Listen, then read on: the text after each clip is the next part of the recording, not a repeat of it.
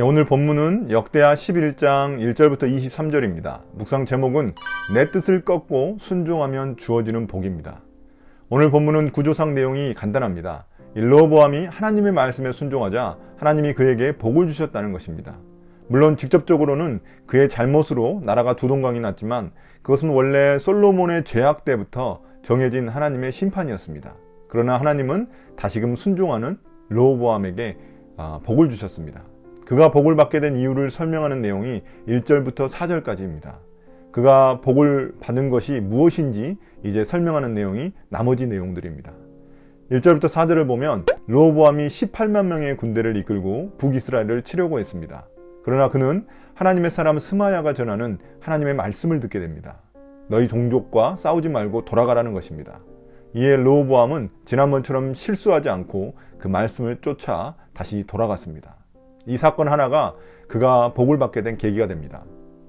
르호보암이 많은 군대를 이끌고 왔기 때문에 어쩌면 북이스라엘 지파들을 정복했을지 모릅니다. 마음 한켠에는 그런 욕심이 있었을 것입니다. 어쩌면 젊은 대신들은 이번에도 정복하자고 주장했을지 모릅니다. 그러나 그는 이번에는 마음의 소리를 듣기보다 하나님의 말씀을 들었습니다. 자신의 뜻을 꺾고 하나님의 뜻을 쫓은 것입니다. 하나님의 뜻은 한 핏줄 한 형제와 전쟁을 하지 않는 것이었습니다. 왜냐하면 이렇게 남과 북으로 갈라진 것은 이스라엘의 죄에 대한 하나님의 심판이었기 때문입니다. 여기서 우리가 배울 점이 있습니다. 자신의 뜻을 꺾고 하나님의 뜻을 쫓는 삶을 살아가는 게 여간 쉬운 일이 아닙니다. 오랫동안 준비한 일이나 내 돈과 에너지, 자원을 다 쏟아부은 일 같은 경우 정말 쉽지 않습니다. 오랜 시간 힘들게 준비한 무엇인가를 포기해야 한다면 얼마나 억울할까요? 그렇게 한다고 해서 하나님이 내게 복을 주실 거라는 보장도 없습니다. 그럼에도 불구하고 눈물을 머금고 하나님의 뜻을 쫓을 수 있다면 정말 자기를 부인하고 하나님을 쫓는 참 제자가 되는 것입니다. 제가 처음 예수님 믿을 때 어려운 자격증 시험 준비를 하고 있었습니다. 1년 정도 준비했기에 저는 그걸 내려놓는 게 그리 어렵지는 않았습니다. 그런데 제 옆에 수년간 그 시험을 준비한 친구가 내려놓는 모습을 보았습니다. 하나님의 뜻이 아니라 자신의 욕심이라는 것을 깨달았기 때문인데요. 이런 모습을 하나님이 기뻐하시지 않을 리 없습니다. 그 다음 5절부터 23절까지의 내용은 열왕기상 12장에는 없는 내용입니다. 열왕기상에는 여로보암의 이야기가 길게 기록되어 있습니다. 그런데 여기에서는 북이스라엘의 여로보암 이야기는 아예 빼고 남유다의 르호보암 이야기만 넣었습니다. 역대기 저자의 관심은 남유다 쪽에 기울어져 있었습니다. 그 이유는 예루살렘 성전 때문인데요. 그 예루살렘 성전이 있는 쪽이 바로 남유다이기 때문입니다. 더 정확히 말하면 다윗 언약 때문입니다. 하나님의 영원한 언약이 예루살렘 성전과 함께 이루어질 것을 꿈꿨기 때문입니다. 이 책의 1차 독자인 포로기안 공동체에게는 예루살렘 성전을 중심으로 하나 되는 이스라엘이 제일 중요했을 것입니다. 5절부터 12절은 르호보암이 요새를 만들어 군사적으로 튼튼한 나라를 만든 이야기입니다.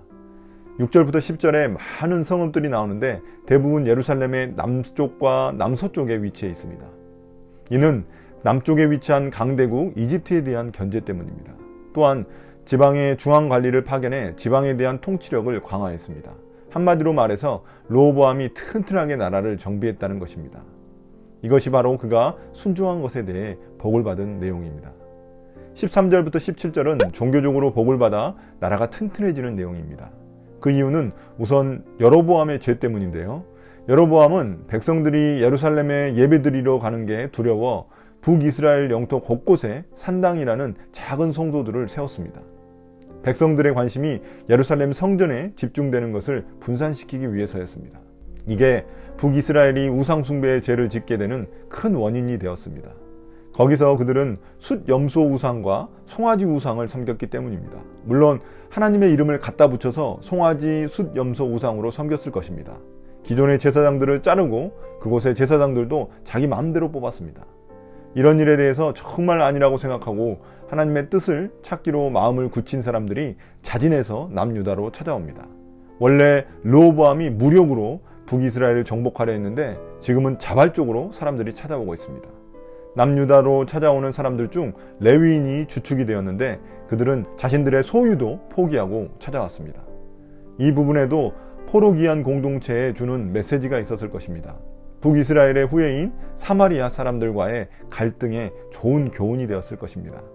오늘 본문처럼 레위인들이 주축이 되어 다시 세워진 예루살렘 성전에서 하나님을 잘 섬기고 예배하면 통일 이스라엘이 될 것이라는 그런 소망을 품었을 것입니다.